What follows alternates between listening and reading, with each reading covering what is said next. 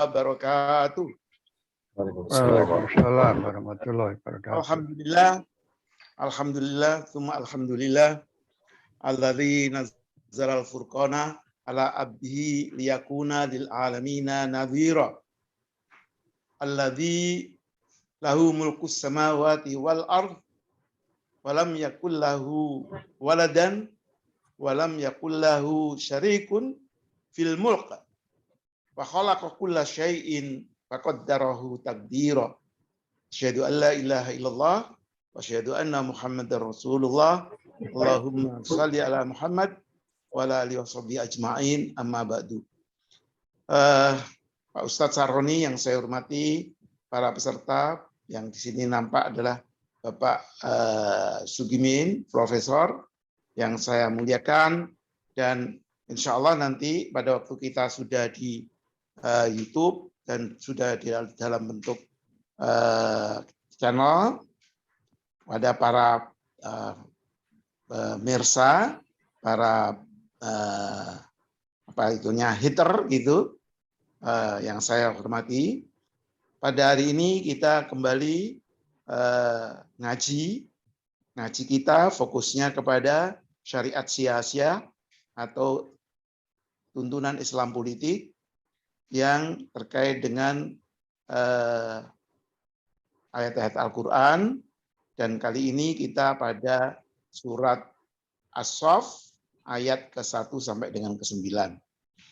Bagaimana penafsiran dari As-Saff 1 sampai 9 nanti akan dipandu oleh Ustadz Saroni, dan dari situ kita bisa sebetulnya paham tidak sulit itu untuk belajar Al-Quran. Sekarang ini ada kecenderungan orang-orang itu lari dari Al-Quran terus diganti dengan pendapat orang. Apapun orang itu kualifikasinya. Padahal Al-Quran itu ada dua hal memang. Ada bagian yang sulit, tapi banyak bagian yang mudah. Itu di dalam Al-Quran sendiri disyaratkan bahwa di dalam Al-Quran ada ayat-ayat yang muhkam. Ayat muhkam itu ayat yang mudah, ayat yang jelas, ayat yang interpretasinya tunggal. Qul huwallahu ahad. Katakanlah bahwa Allah itu satu. Itu sudah tidak usah pergi ke mana-mana untuk mengaji, untuk belajar apa artinya qul huwallahu ahad. Jadi saudara sekalian, itu jangan dibuang itu. Jadi saya kira kita berislam itu harus ngaji Al-Quran, itu sumber pertama. Dan Allah berfirman dengan tegas sekali bahwa yang penting dari Al-Quran itu ayat-ayat yang muhkam. Di luar ayat muhkam ada ayat mutasyabih. Nah, ayat mutasyabih itu yang memang ayat yang harus hati-hati interpretasinya. Karena bisa multi interpretasi atau hanya karena Allah yang tahu interpretasi yang benarnya itu. Dan yang dinamakan induk Al-Quran, ibu Al-Quran, itu ada ayat muhkam. Tapi sekali lagi banyak diselewengkan oleh orang yang namanya induk Al-Quran itu Al-Fatihah. Salah. Al-Fatihah itu yes menjadi induk Al-Quran, tapi kalau diterjemahkan dengan benar yang sesuai dengan ayatnya. Jadi orang-orang itu memahamkan Al-Quran itu dicari yang sulit, sehingga dia lari dari Al-Quran terus mencari terjemahan atau penafsiran dari orang-orang yang tidak sesuai dengan yang apa yang disebutkan Al-Quran. Itu sebabnya saudara sekalian, dalam SIP ini, Syarikat Islam Politik, itu kita fokus pada ngaji Al-Quran, dan ayat-ayat yang dipilihkan juga ayat-ayat yang muhkam. Diusahakan ayat yang paling berat itu yang mendekati muhkam. Dan kalau ada beberapa tafsir juga akan diberikan tafsirnya. Dan oleh Ustadz Saroni juga diberikan item perkata, terjemahan perkata dan pengkalimatannya, sehingga tidak bisa atau tidak sulit untuk diartikan artinya itu. Saya kira ini catatan dari saya. Mengapa kita kalau ada pengajian Islam politik langsung dengan Al-Quran. Dan ini menurut saya merupakan bagian dari kehidupan kita yang wajib kita lakukan.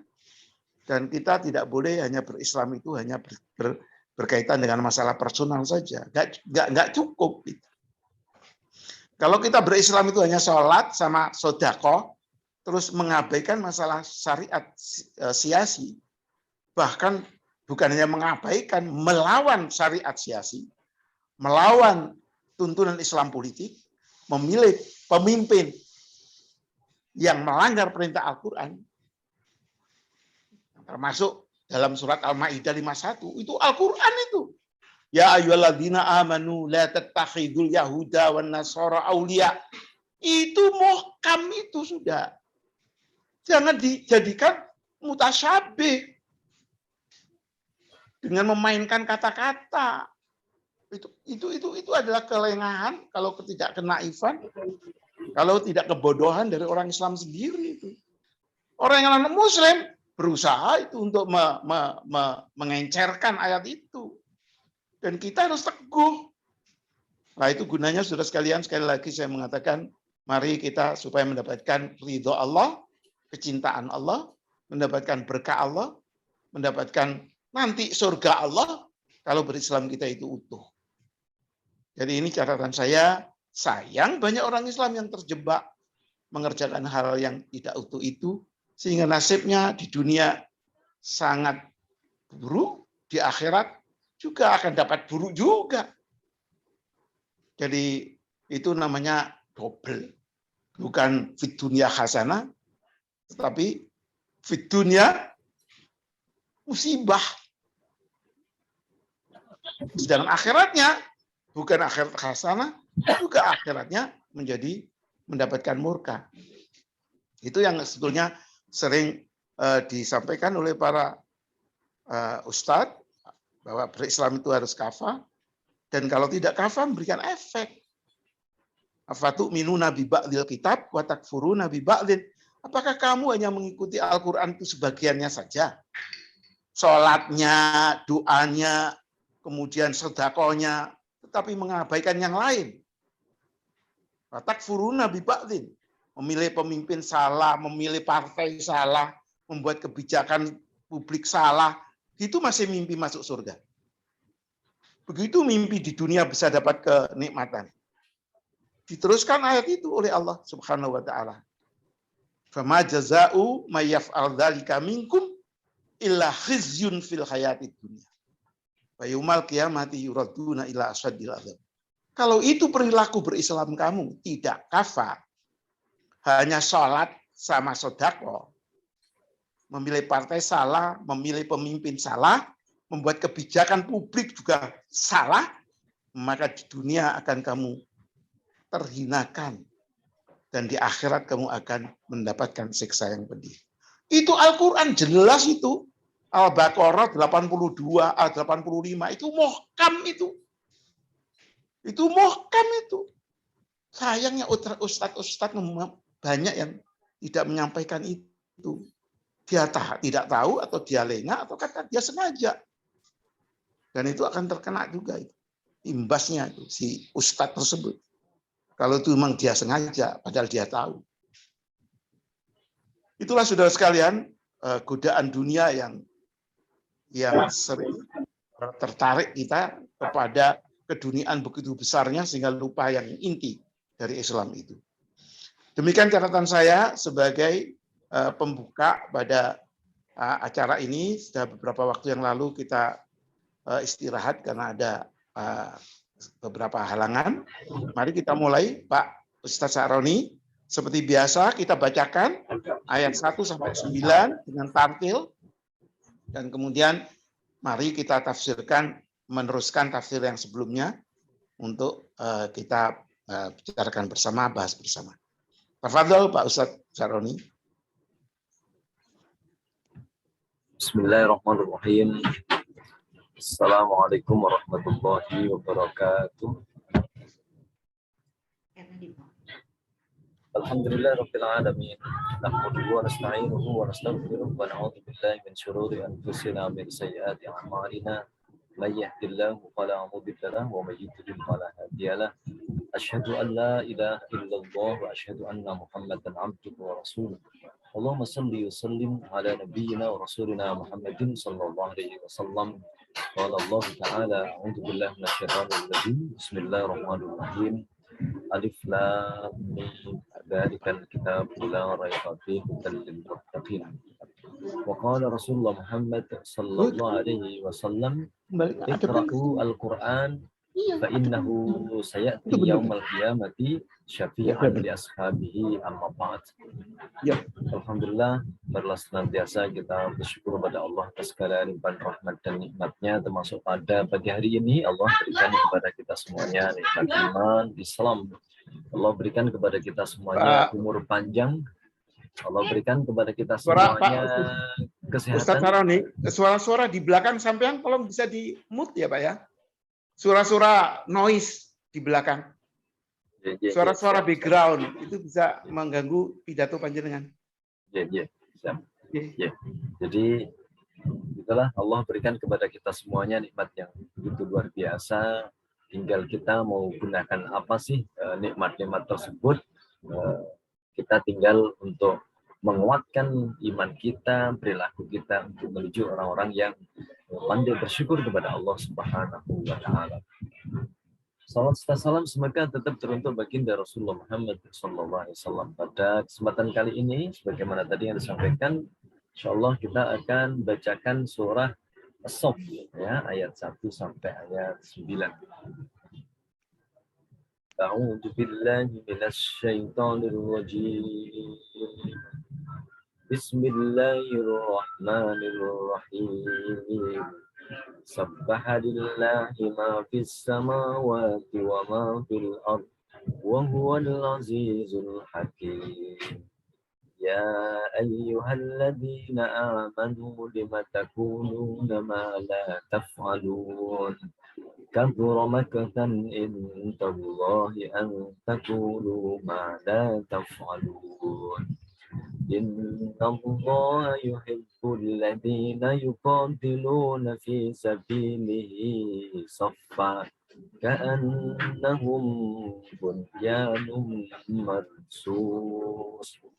Wa idh qala Musa liqaumihi ya qaumi lima tu'dunani wa qad ta'lamuna anni rasulullahi ilaikum falamma zaghu azaghallahu qulubahum wallahu la yahdil qaumal fasiqin.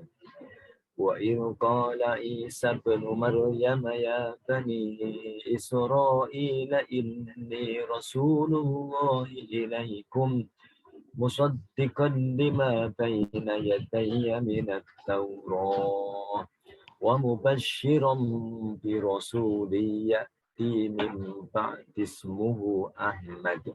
Falamma ja'ahum bil bayyinati qalu hadza sihrun mubin. Wa man adlamu mimman iftara 'ala Allahil kadhiba wa huwa yud'a ila al-Islam. Wallahu la yahdil qaumadh dhalimin.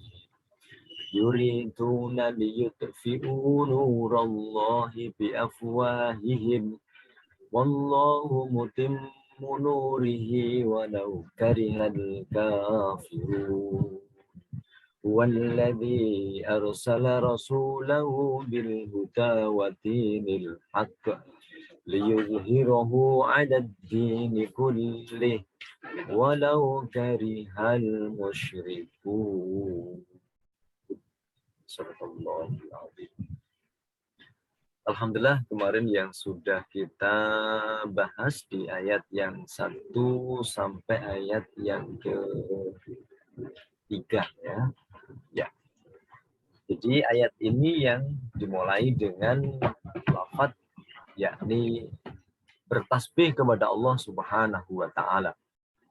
Diawali dengan lafaz sabbaha.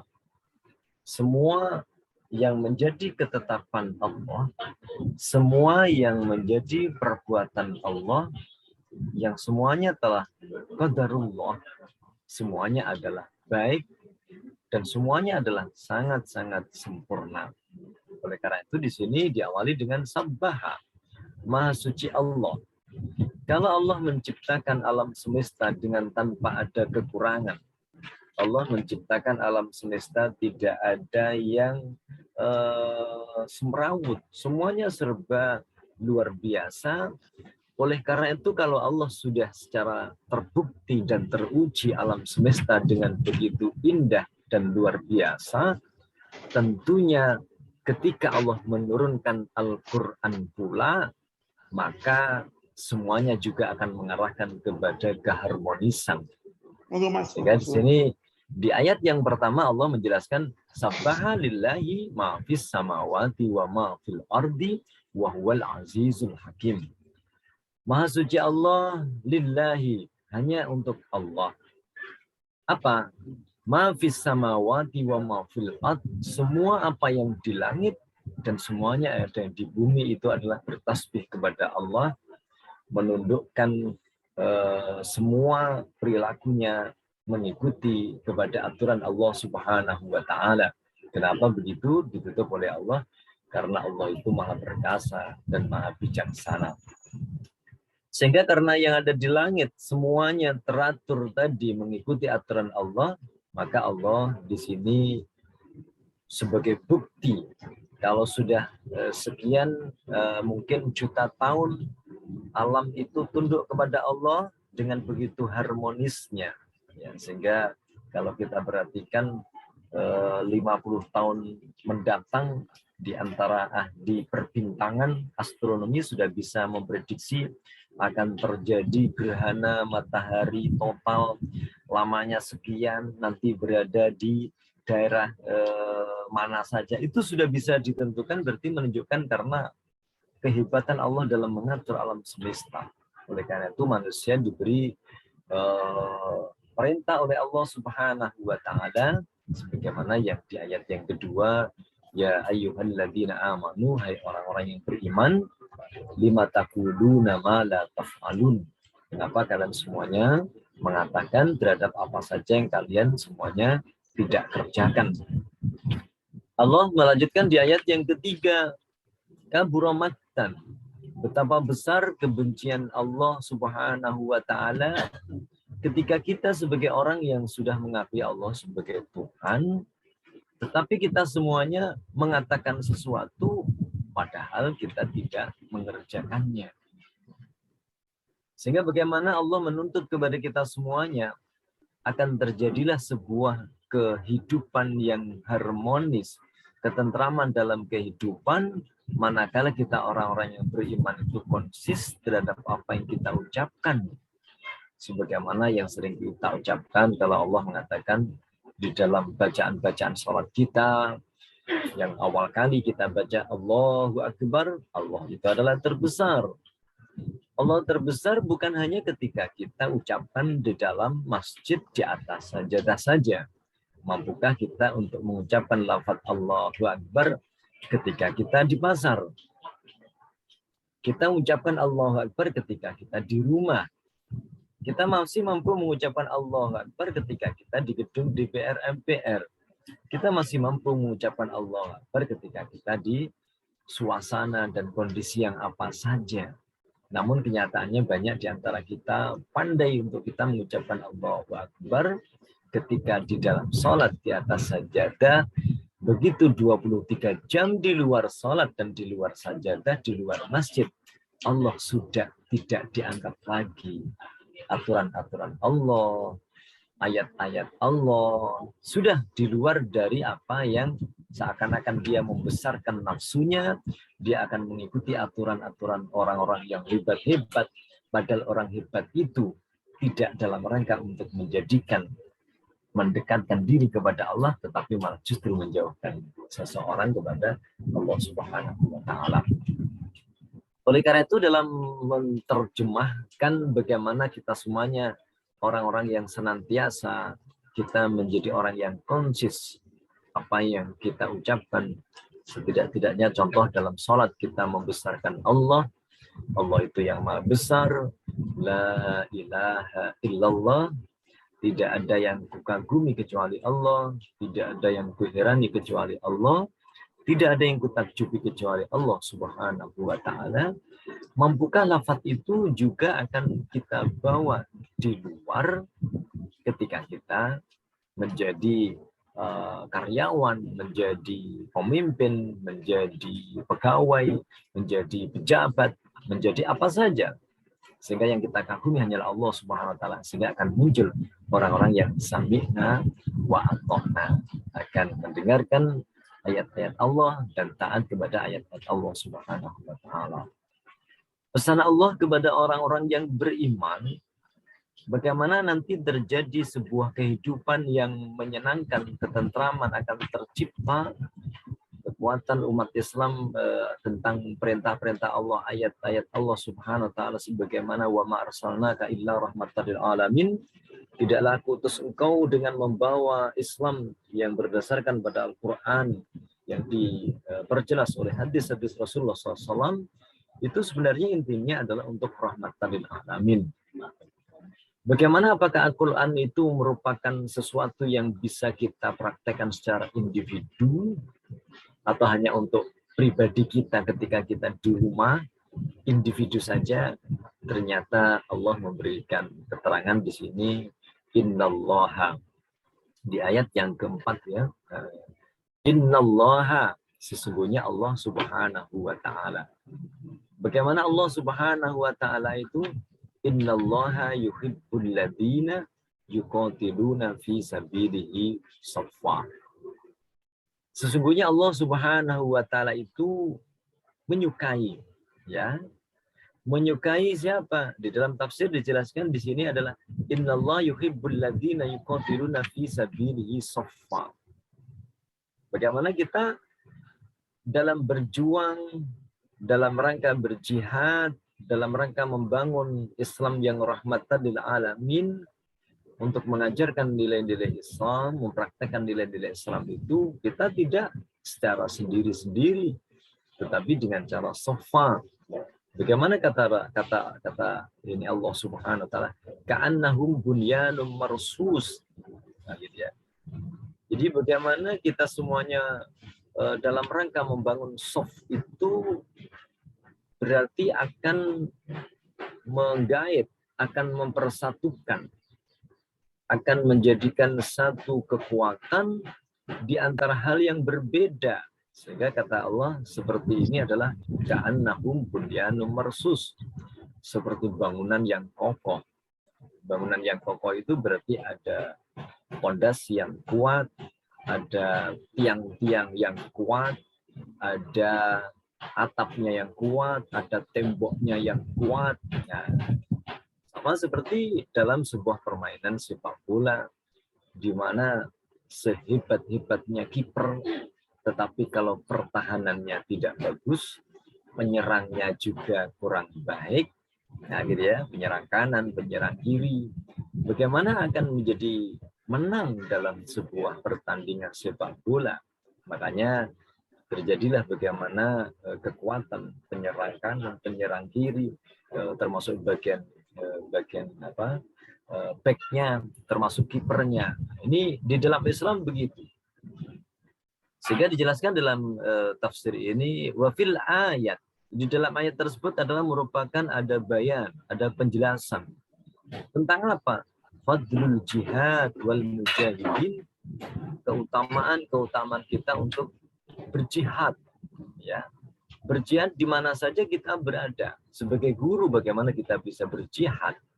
Sebagai seorang dokter, sebagai seorang karyawan, sebagai seorang pimpinan di sebuah perusahaan, bagaimana ketika kita di masyarakat, bagaimana di mana saja kita berjihad dalam rangka bagaimana Allah itu akbar, Allah tetap besar, ayat-ayatnya digunakan dalam rangka, tetapi tujuannya adalah limahabbatillahi subhanahu wa ta'ala. Itu semuanya karena kecintaan kita kepada Allah subhanahu wa ta'ala. Sehingga bagaimana dengan kita semuanya menjadi orang-orang yang antara umat Islam satu dengan yang lainnya itu menjadi sebuah satu barisan, sehingga bisa menghadapi musuh-musuh Allah Subhanahu wa taala. Bukan malah justru di antara umat Islam yang berbeda organisasi, yang berbeda guru, berbeda ustadz, berbeda pandangan, akhirnya malah justru bermusuhan di antara umat Islam satu dengan umat Islam yang lainnya. Sehingga bagaimana hadis Rasulullah Muhammad SAW dalam sebuah hadis itu juga dijelaskan, kata Allah Subhanahu wa taala ya, hadis yang diriwayatkan oleh Muslim, al-muslimu akhul muslim, maka seorang muslim itu adalah saudara muslim yang lainnya. La yadlimuhu, maka antara satu dengan yang lainnya tidak boleh saling mendolimi. Wala yahduluhu, demikian pula tidak saling membiarkan ada saudara muslim yang mungkin kesusahan. Wala yahkirhu, demikian pula tidak akan merendahkan muslim satu dengan muslim yang lainnya. Gitu ya. Sehingga setelah itu Rasulullah memberikan penjelasan at-taqwa hahuna wa yushiru ila sadrihi salasa marrat. Yang namanya takwa itu ada di sini. Nah, gitu ya. Jadi, namanya takwa ada di dalam dada. Rasulullah menuju pada dadanya. Jadi inilah bagaimana akan terbentuk umat Islam, yang umat Islam itu mempunyai kekuatan yang ditakuti oleh musuh, bukan diacak-acak oleh musuh. Manakala umat Islam itu menjadi orang-orang yang bersatu. Ya, termasuk ada hadis lain lagi yang menjelaskan. Kata Rasulullah Muhammad SAW di sini, al-mu'minu lil mu'mini kal bunyan yasuddu ba'duhu ba'dan. Seorang muslim mukmin satu dengan mukmin yang lain itu kal bunyan. Sebagaimana tadi ya yang ada di dalam ayat sama ya. Seperti bangunan yasuddu ba'duhu ba'dan, yang menguatkan antara satu dengan yang lainnya. Melihat isyarat ini, melihat dari isyarat ayat Al-Quran ayat yang keempat ini, selama umat Islam itu masih menjadi kita berkeping-keping dan terpecah belah, maka sampai kapanpun, maka untuk fisabilihi sofa tidak akan bisa tercapai. Padahal fisabilihi sofa dalam satu jalan sehingga bersatu itu diperlukan kekuatan satu yang tidak saling merendahkan, tidak saling menghina, tidak saling mengejek, tidak saling mencela. Nah, sehingga di sini kalau dalam kaidah bahasa Arab nahwu itu ada istilah namanya ada marfu, ada mansub, ada majrur. Nah, itu ya. Seperti contoh kata-kata ini ya. Inna hamzah dengan dikasrah ini disebut namanya kasroh. Kalau di atas ini namanya mansub. Kalau ya dengan di dhammah ini namanya bacaannya marfu. Seperti ini ya, bunyanun. Nah, ini kan marfu. Marsusun ini marfu. Nah, sedangkan fi sabili ini namanya majrur. Di dalam kitab tentang masalah nahwu dijelaskan apa sih maksud daripada fi sabili kasroh. Kasroh ini artinya adalah dari kasaro artinya pecah. Pecah. Nah, pecah itu artinya berarti ya pecah. Jadi kalau kita membacanya bibir harus dipecah sehingga muncullah fi sabili, nah, pecah. Nah, sehingga dari pecah inilah dalam satu kaidah diambil kalau umat Islam itu pecah-pecah, kasroh-kasroh, nah, gitu ya. Pasti nanti sampai kapanpun dia letaknya akan terus di bawah. Nah, gitu ya. Letaknya terus akan di bawah, tidak akan dia akan menjadi di atas. Nah, gitu ya. Sedangkan marfu, nah, gitu ya. Marfu itu artinya adalah rofa. Rofa itu di atas, yang sering disebut dengan namanya dhammah. Dhammah itu artinya dhamma ya dhumu artinya adalah kumpul.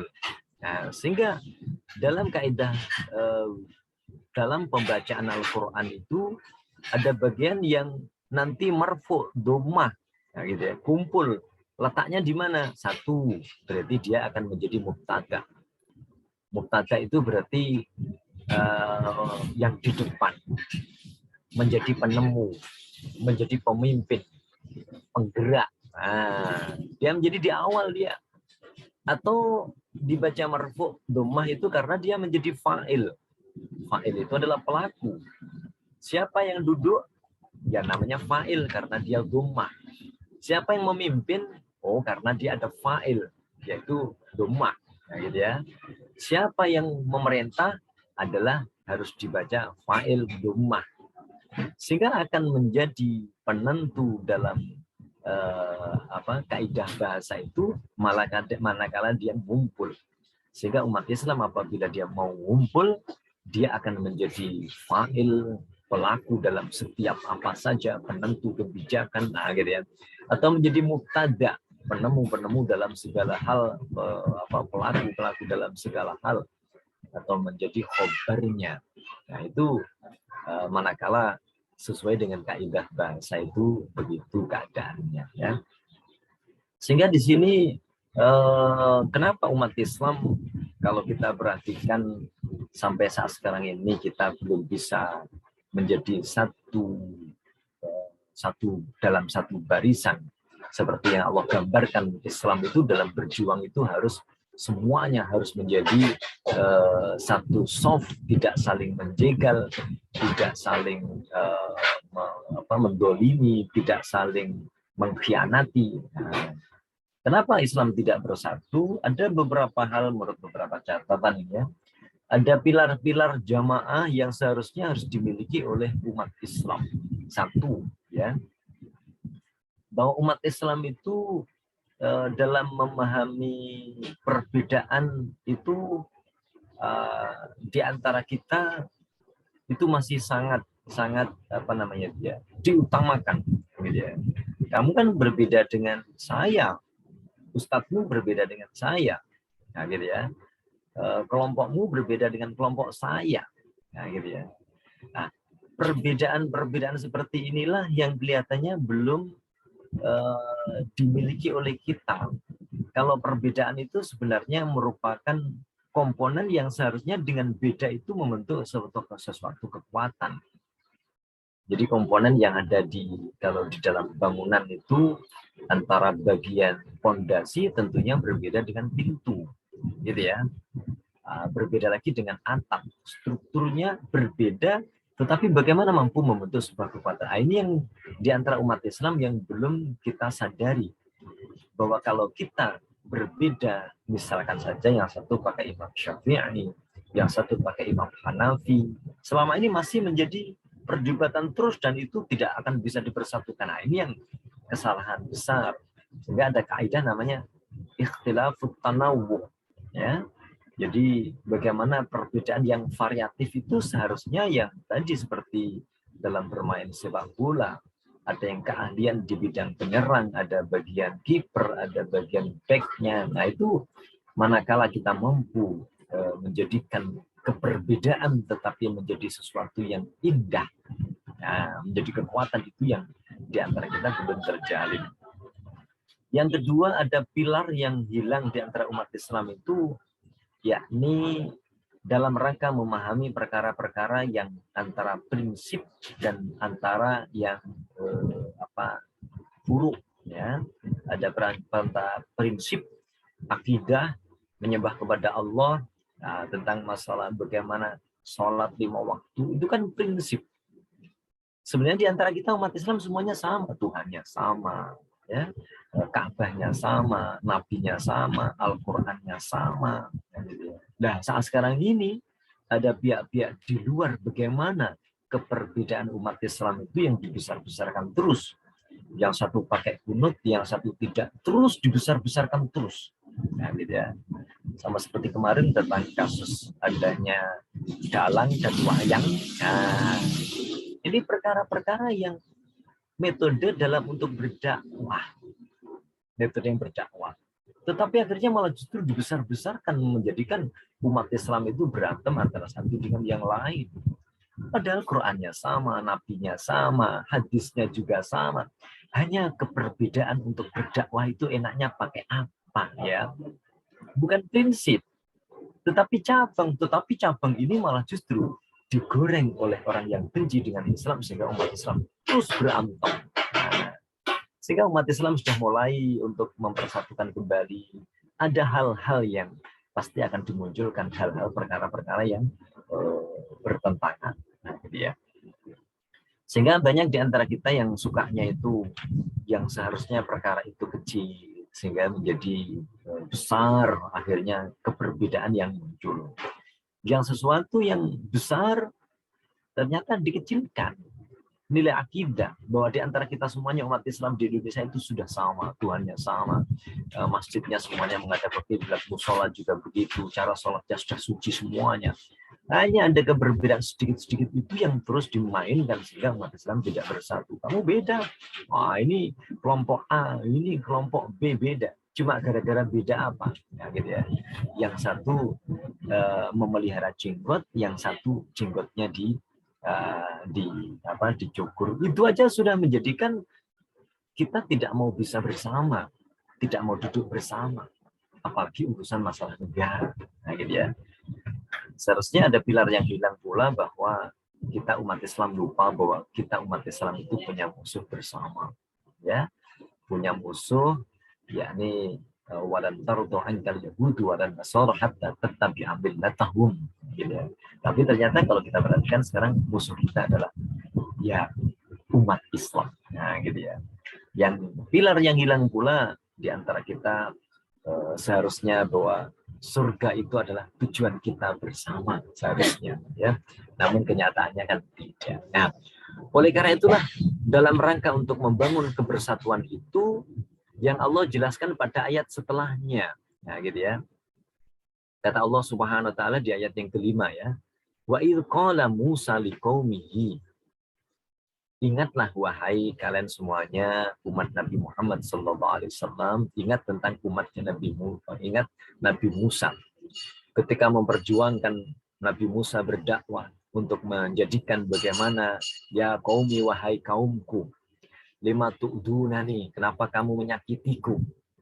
Wa qad ta'lamuna, kalian semuanya tahu anni rasulullahi, saya sebenarnya adalah Rasul Allah, ilaikum, untuk kalian semuanya. Maka inilah yang Allah informasikan kepada kita semuanya dalam rangka untuk membentuk sebuah barisan itu perlu ditata. Bagaimana seperti Nabi Musa sendiri saja untuk menghadapi umatnya, betapa umatnya kondisinya yang menyakiti kepada Nabi Musa alaihissalam. Falamma zaghu azaghallahu qulubahum. Maka apabila mereka sudah mulai tidak mau taat kepada Allah dan Rasul-Nya, maka Allah akan memelencengkan hati mereka semuanya. Wallahu la yahdil qaumal fasiqin. Dan Allah itu tidak akan berikan petunjuk kepada orang-orang yang berbuat fasik. Allah contohkan pula di ayat yang ke-6 di sini bagaimana Nabi Isa yang memerintahkan, Nabi Isa yang berdakwah untuk mengajak menuju kepada Tuhan yang sama, ya, Rasul yang sama.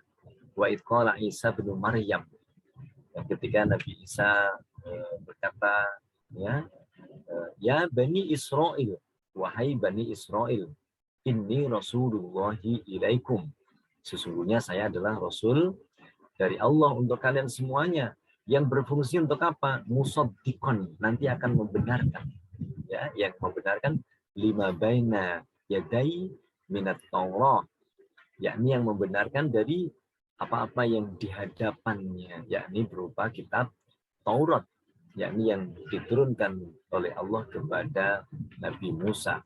Wa mubasysyiran, dan akan memberikan kabar gembira tentang apa?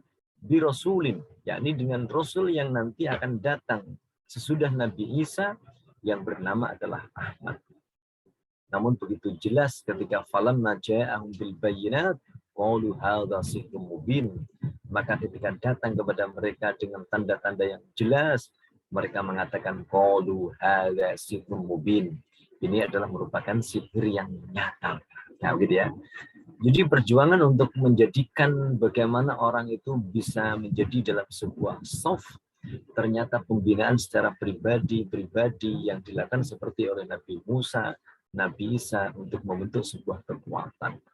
Nah, perlu disadari bahwa dalam rangka berdakwah menuju kepada Islam yang nanti akan membawa dampak rahmatan lil alamin, yang harus dengan menggunakan soft tadi, Allah memperingatkan, waman adzlamu mimman iftara 'alallahi kadziba.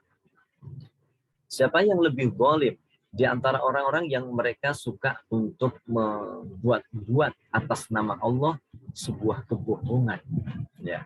Mungkin dia berpeci, mungkin pakai baju takwa, tetapi apa yang disampaikan sebenarnya jauh dari ayat Al-Qur'an. Gitu ya. Wa huwa yud'a ilal Islam. Padahal dia diajak untuk menuju pada kemurnian Islam, Islam yang kafah. Wallahu la yahdil qaumaz zalimin. Dan Allah itu adalah tidak memberikan petunjuk kepada kaum-kaum yang zalim. Ya ini ya. Jadi inilah yang banyak terjadi, bagaimana akan memelintir ayat-ayat Allah atas nama Allah dari ayat-ayat Al-Quran, tetapi dalam penafsirannya mereka sebenarnya menjauhkan manusia dari untuk malah justru mendekat kepada Allah Subhanahu wa taala. Sehingga Allah ungkapkan di sini di ayat yang ke-8, kenapa mereka seperti itu? Orang-orang yang berbuat zalim tadi itu, yuriduna, mereka menginginkan untuk apa? Liyutfi'u nurallahi, untuk memadamkan cahaya Allah, untuk memadamkan ayat-ayat Allah yang untuk menegakkan keadilan, menjadikan masyarakat adil, menjadikan masyarakat bahagia, menjadikan masyarakat tentram, dengan melalui ayat-ayat Allah yang tadi sudah dijelaskan bahwa apabila langit saja, penduduk langit mungkin berjuta-juta planet yang di atas sana itu karena mengikuti aturan Allah dengan begitu harmonisnya sudah berjalan sekian tahun, juta-juta tahun, maka mereka menginginkan untuk bagaimana cahaya Allah melalui ajaran agama Islam, ayat-ayat Al-Quran yang diperjelas oleh Rasulullah. Mereka berusaha untuk memadamkannya. Dengan apa? Mulut-mulut mereka. Namun yang terjadi sebenarnya, wallahu mutimmu nurihi, dan Allah sebenarnya yang akan menyempurnakan cahayanya. Namun yang terjadi, walau karihal kafirun, orang-orang kafir itu senantiasa benci. Nah, gitu ya. Walau karihal kafirun, walaupun orang-orang kafir itu senantiasa benci kepada cahaya-cahaya Allah Subhanahu wa taala. Oleh karena itulah, kalau kita duduk di mana saja, bersama dengan siapa saja, yang ketika kita menyampaikan tentang nilai-nilai kebenaran yang ada di dalam Islam, yang terjadi adalah bagaimana mereka akan membungkam, gitu ya, menolak, tidak suka. Kenapa? Karena ini adalah dari ajaran agama Allah. Termasuk dikuatkan di ayat yang ke-9, walladzi arsala rasulahu bil huda wa dinil haq. Itulah Allah yang mengutus Rasulnya dengan petunjuk dan agama yang benar untuk membawa sebuah nilai-nilai kebaikan di masyarakat, terciptanya kemakmuran, keadilan, kebahagiaan di dunia wal akhirah. Kenapa dengan Islam itu, dengan Al-Quran, liyudhhirahu 'ala dini kullih, untuk menampakkan inilah ajaran agama Allah yang sempurna, walaupun orang-orang musyrik itu membencinya. Jadilah gambaran tentang Allah Subhanahu wa taala mengarahkan kepada kita semuanya, orang-orang yang berdasarkan Al-Qur'an akan menjadikan kita semuanya orang-orang yang senantiasa membawa kebaikan-kebaikan di mana saja kita berada. Semoga aja bermanfaat. Wallahu a'lam bishawab. Assalamualaikum warahmatullahi wabarakatuh.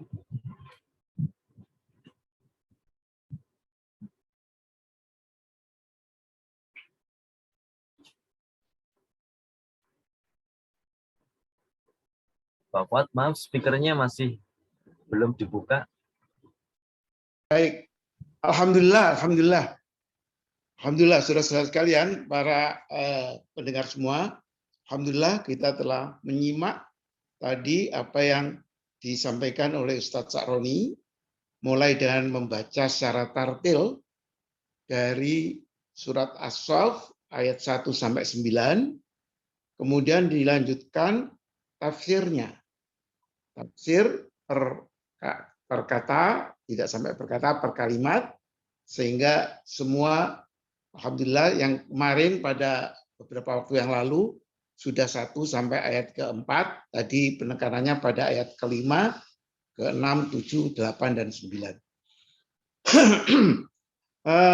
Jadi silakan dari saudara-saudara sekalian untuk menanyakan kalau ada hal-hal yang masih belum jelas, atau saudara memberikan pengantar atau komentar mana-mana yang sebetulnya dianggap diperlukan untuk ditambahkan atau dijelaskan.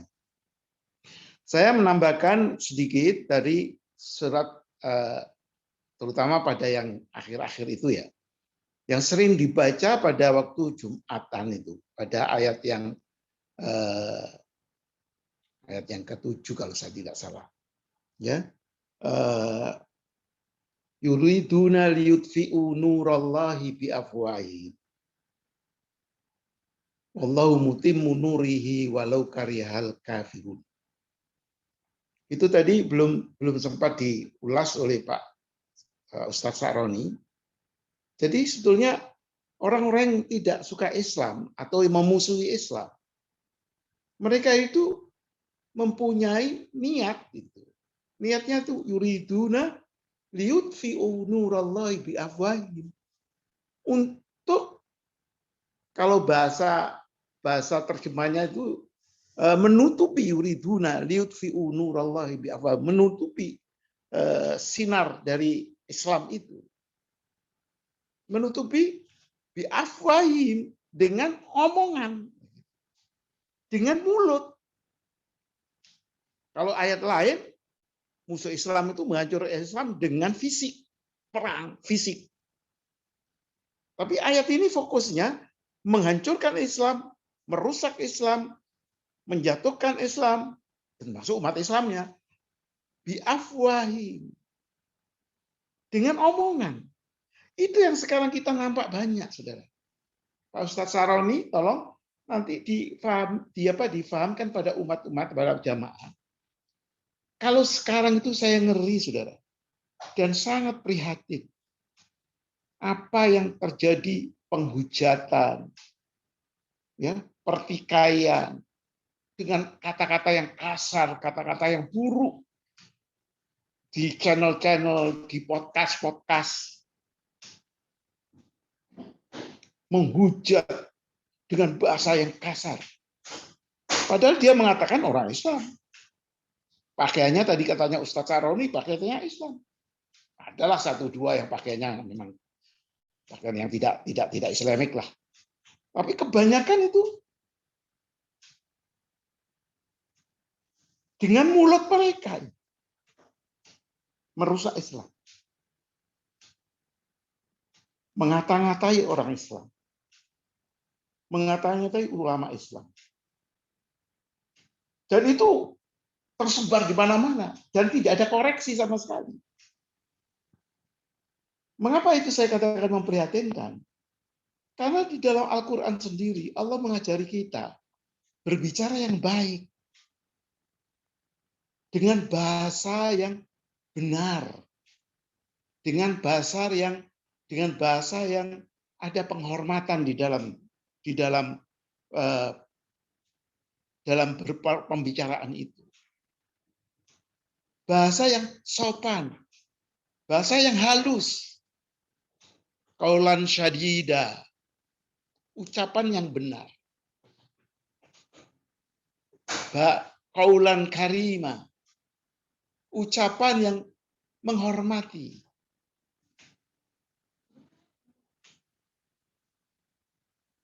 Qaulan layyina, bahasa yang lembut.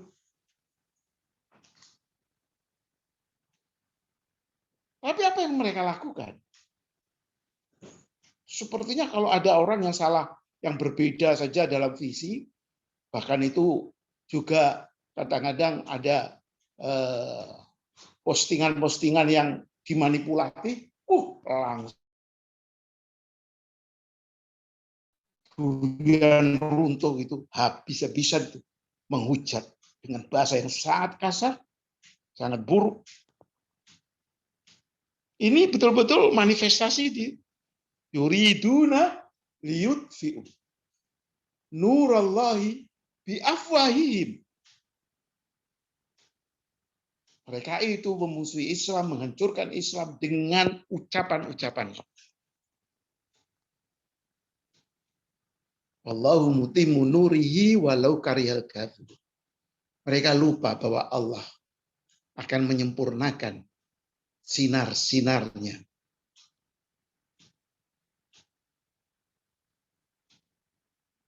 Walaupun mereka orang kafir itu tidak menyukai bahwa Allah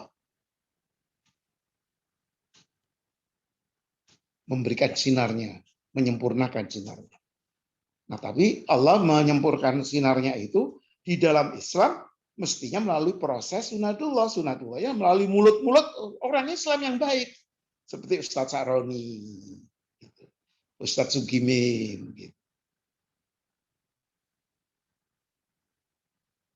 Coba Pak Saroni keliru sedikit ngomongnya, langsung dibesarkan dan langsung dihujat di mana-mana. Saya mengatakan itu sangat-sangat memprihatinkan sekali. Dan itu tidak boleh dibiarkan, saudara. Itu harus ada yang mengoreksi itu. Harus ada yang mengoreksi. Marilah kita berbahasa yang baik, berbahasa yang sopan, berbahasa yang lembut lah. Walaupun kita tidak suka. Itu yang bisa menyatukan bangsa ini. Gitu. Itu yang bisa menyatukan bangsa ini. Walaupun agamanya beda, walaupun visinya beda, tapi kalau bahasanya bagus, kita itu masih mau mendengarkan dan masih saling mengingatkan. Jadi, saudara, ini hal yang seperti ini harus ada yang mengatasinya. Dan pengatasi itu ada kekuatan formal, gerila mestinya.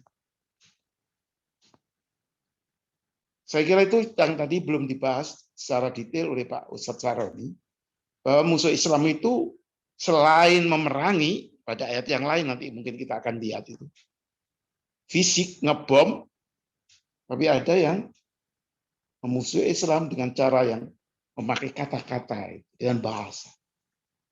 Dan itu yang saya ingat ada artikel di jurnal di Amerika itu, bahasa Inggris yang terkenal sekali itu jurnal politik gitu ya. Patricia Burdin itu mengatakan. Dia mengatakan fight Islam with word. Perangi Islam itu dengan kata-kata. Jadi rupanya jaringan ini ya dipakai. Fight Islam.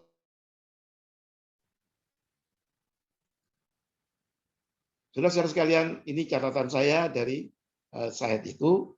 Dan kemudian saya juga punya catatan tentang ayat yang ke-9. Tadi juga Ustadz Saroni tidak menyampaikan secara lebih rinci.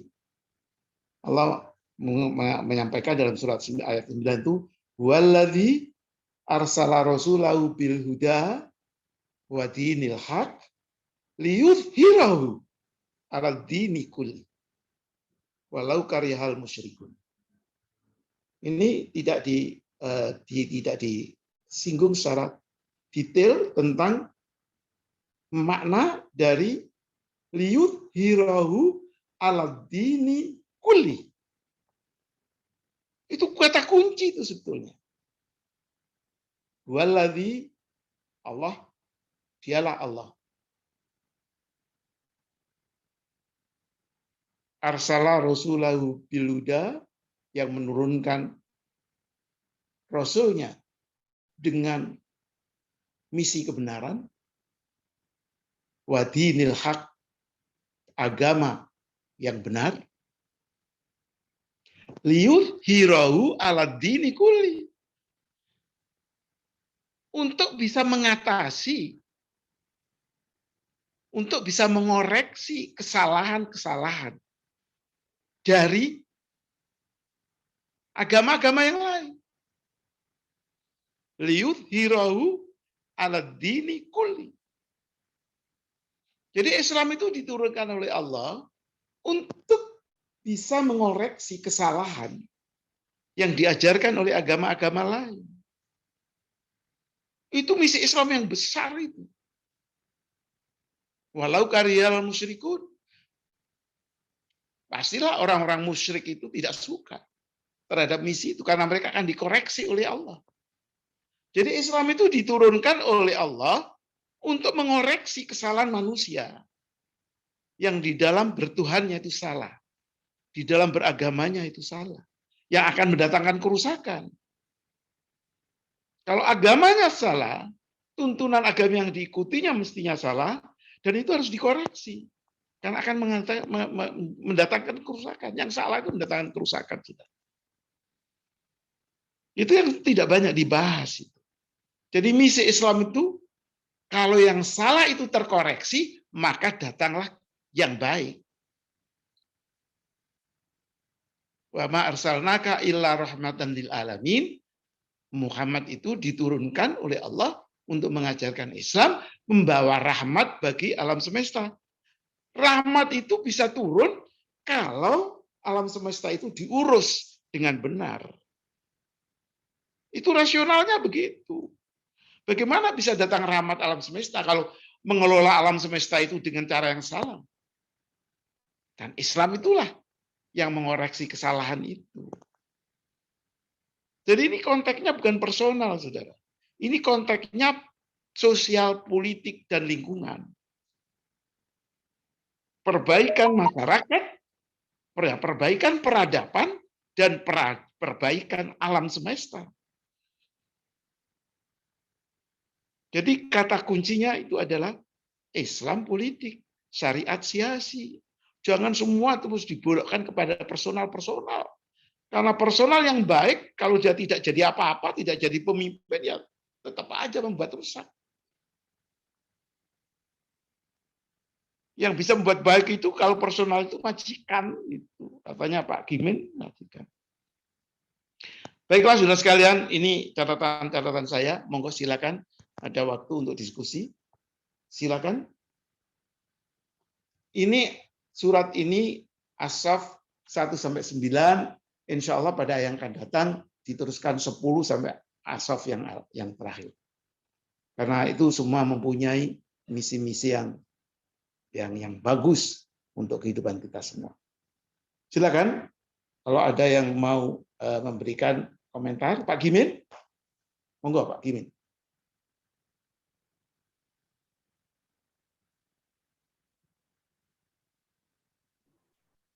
Speakernya belum dibuka, Pak. Gimin, speakernya nggih. Audionya Pak Gimin.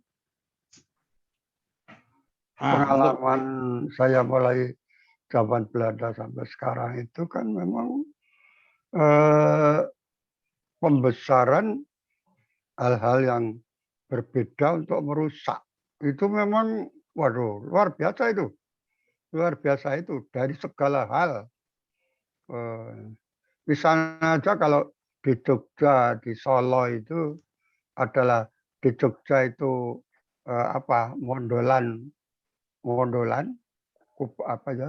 udegnya itu mondolan, kemudian trepes itu sudah dibuatkan satu konsep oleh orang-orang Belanda itu, wah ini Jogja mondol, kan trepes, mondol trepes, toko upil.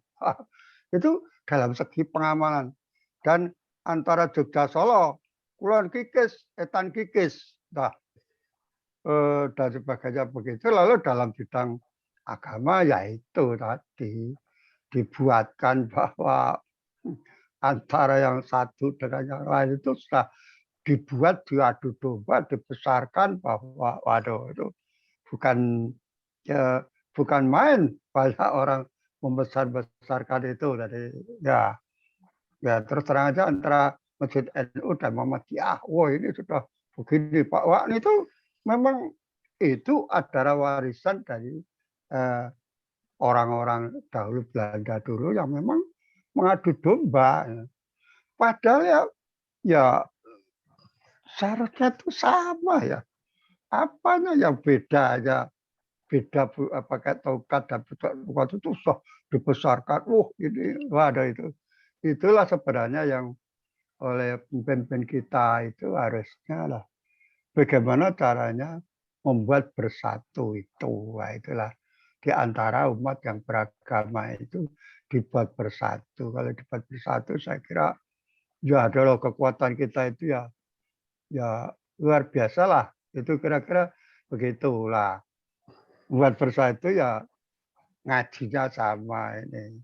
Jadi yang terbahas secara detail itu sebenarnya dibesar-besarkan itu adalah ya harusnya Al-Quran itu yang dikaji secara mendalam ya disebarluaskan. Tapi kadang-kadang disebarluaskan itu banyak yang ya sebenarnya hadis-hadis yang mungkin tidak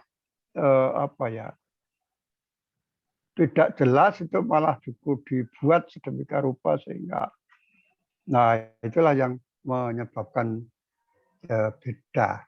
Maka seharusnya kita aja menyerukan pada umat kajilah Al-Quran dikaji, dimengerti, betul dijalankan. Itu mesti satu kita. Makanya menyebabkan perbedaan itu kan ya perbedaan. Ya itu karena ya kadang-kadang Ustadz itu entah kepingin istilahnya itu pengen dipuji atau pengen dianggap berani, bukan memunculkan sesuatu yang ya kadang-kadang membuat juga perbedaan yang perpecahan. Nah ya itulah sebenarnya kita ini semuanya menyadari kitabnya Al-Quran, para ustadz ya menderes Al-Quran seperti yang kita lakukan seperti sekarang Pak Sahrodi menjelaskan itu sama aja. Jadi jangan terlalu membesar-besarkan hal yang ya sebenarnya tidak perlu dibesar-besarkan. Nah itulah kira-kira bagaimana ya caranya bahwa ya kalau di masjid-masjid di mana saja itu bahaslah Al-Quran itu. Bahaslah Al-Quran itu sehingga orang itu mengerti. Jadi mengerti, bukan hanya bicara walaupun baca Al-Quran tanpa tahu artinya, pokok sampai tamat itu ada diberikan. Tapi kalau kita tidak memahami ya nggak bisa apa-apa. Tidak bisa apa-apa. Karena apa? Saya itu punya pengalaman yang unik. Saya sudah diajari baca Al-Quran, ya kok baca cepet-cepetan tamat sampai itu, tetapi ternyata kelihatan kalau lewat. Karena satu pun kata tidak diajari cara mengertinya, pengajian ini, maka juga tidak diajari cara sehingga ya terus terang saya tetap berbuat syirik. Ya, jadi waduh itu ya. Itu makanya itu setelah kita istilahnya masuk Islam ya bukan ya sebenarnya udah Islam tapi belum ngerti sudah baca tamat Al-Quran ketika kita bisa mulai belajar Al-Quran ada terjemahan itu kok seperti itu Al-Quran itu. Jadi sebenarnya intinya itu pada baca Al-Quran itu yang pertama sampai dengan itulah nanti akan mendapatkan sesuatu petunjuk-petunjuk yang di sana yang luar biasa. Jadi betul ngaji kita itu deres Al-Quran itu ya sudah betul ya. Jadi ternyata itu saja sudah luar biasa menimbulkan tuntunan kita untuk hidup kita itu sudah cukup itulah ya. Kira-kira pesan saya begitu ya Pak ya, itu di mana-mana itu coba itu diderasilah Al-Quran itu. Jadi dimengerti, bukan hanya sekedar baca tamat sekian kali. Kalau tamat nanti untuk kalau darang 1000 hari itu Jadi saya dulu itu dipeseni kalau ada orang 1000 hari suruh bacakan Al-Quran sampai tamat. Itu karena itu saya sampai tamat 7 kali. Tapi sholat tidak tahu sama sekali karena tidak ada yang mengajarkan sholat sampai sama, Pak. Karena tidak ada. Di Jawa Tengah itu tidak ada. Orang dakwah itu tidak ada. Orang ya kalau sekarang Jawa Timur itu kan beda, Pak. Bapak-bapak hidup di Jawa Timur itu sudah ada kiai-kiai yang mendakwai. Di Jawa Tengah itu tidak ada, maka di Jawa Tengah itu kena Islam abangan ya Islam, tapi kan cara kehidupannya ya abangan gitu. Memang tidak Islami karena tidak mengerti Al-Quran, tidak begitu ya. Ya begitulah kira-kira. Saya anjurkan Pak Fuad yang punya pengaruh yang besar itu, maka ya itulah kita ajaklah umat Islam itu betul-betul terus Al-Quran. Dari Al-Quran itu kita akan dapat petunjuk-petunjuk yang luar biasa ya. Sehingga saya itu karena pelaku sejarah tidak mengerti Islam sampai mengerti ya, jadi ngerti betul, Pak. Jadi saya itu betul sangat ini kepada Allah, tapi Allahnya itu lain gitu. Ya Allahnya ya kayak pedalangan itu, Pak. Kamu minta jadi orang baik, puasa 3 hari 3 malam ngebleng. Ngebleng 3 hari 3 malam, tidak makan, tidak minum, salah koni, Pak. Mulai dari SD sampai dengan SMA ngelakoni itu karena tidak ada yang ngajari petunjuknya itu, nggak ada, Pak, untuk itu. Jadi ya itulah. Baca 7 kali ya enggak tahu itu. Ya karena orang enggak mengerti bagaimana kita bisa menjalankan. Sholat, memang enggak ada yang ngajari sholat. Jadi sampai ceritanya itu, sholat itu saya, ya itulah mungkin yang ada yang namakan petunjuk Allah itu. Ya pagi-pagi benar itu. Maka saya cerita dalam novel itu. Bagaimana pagi-pagi benar kita buat suara yang ya, sangat indah, menusuk perasaan yang bukan berdebar-debar.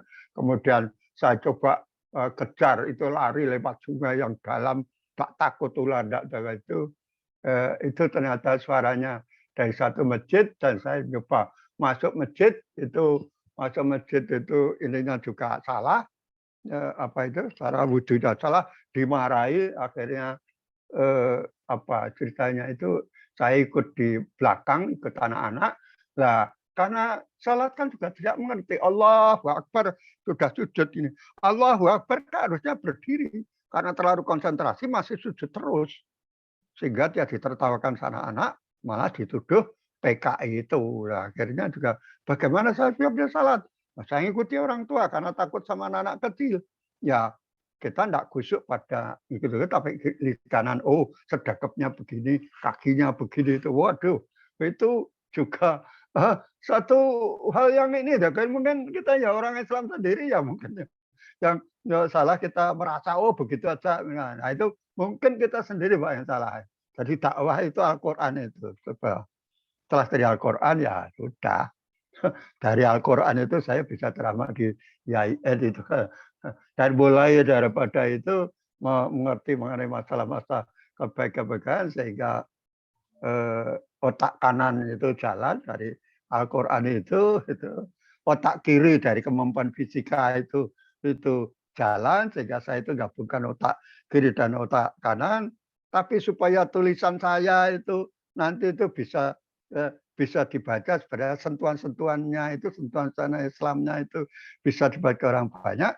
Maka sekarang itu saya coba tuliskan di dalam bentuk yang tidak ada ayatnya, tapi sebenarnya banyak kata-kata yang sebenarnya itu dari ayat itu ya.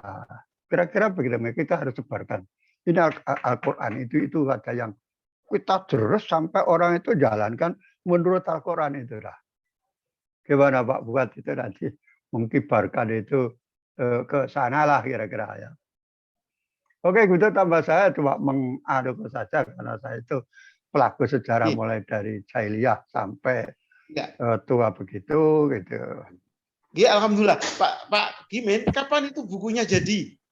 1 Maret itu, 1 Maret. Jadi Alhamdulillah. Jadi Maret jadi ini akan jadi ya Pak ya?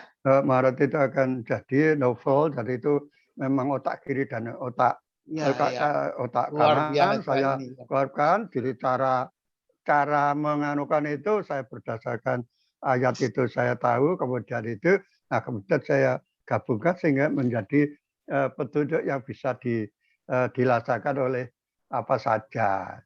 Ya, ya Pak. Maaf, Alhamdulillah. Pak Fuad, saya ya. bisa izin duluan ini. Ya, sebentar Ya, kita tutup sebentar Pak. Ini jam Oke, persis ini Pak Hakimin tadi banyak ceritanya. Jadi nanti kita segera tutup. Waktunya sudah jam 10 lebih. Ya. Mari Ya, Pak Saroni. Tapi catatan sedikit Pak Gimin. Apa yang panjang ceritakan itu tadi Jawa Timur dan Jawa Tengah itu dulu Pak. Sekarang Jawa Tengah itu wah hebat-hebat loh Pak ngajinya. Jadi sekarang itu langgarnya masjidnya, ustadznya sudah banyak Pak yang ngajarin sholat gitu. Hanya memang orangnya juga yang sudah katakan panjenengan. Ada ustadz banyak tapi tidak mau ngaji gitu. Nggak mau, ada suara merdu dari azan tapi tidak mau datang gitu. Nah sekarang azannya malah mau diredam suaranya. Jadi seperti sampean nggak bisa kelihatan tuh kalau jauhnya sekian. Nah itu juga harus diwaspadai, Pak. Panjenengan tadi cerita tertarik Islam karena mendengarkan suara azan dari masjid yang jauh. Nah kalau masjid yang jauh suaranya tidak boleh banter ya sampean nggak bisa dengar itu. Nggak akan menjadi tertarik. Jadi karena nggak dengar suara yang merdu. Ini juga harus menjadi pelajaran, Pak. Apa manfaatnya azan dengan suara yang yang banter gitu. Oke. Pak Saroni, saya kira panjenengan sudah mendengarkan. Monggo diberikan komentar dan kemudian berdoa, Pak. Monggo saya nanti yang nutup, Pak. Monggo silakan, Pak Saroni.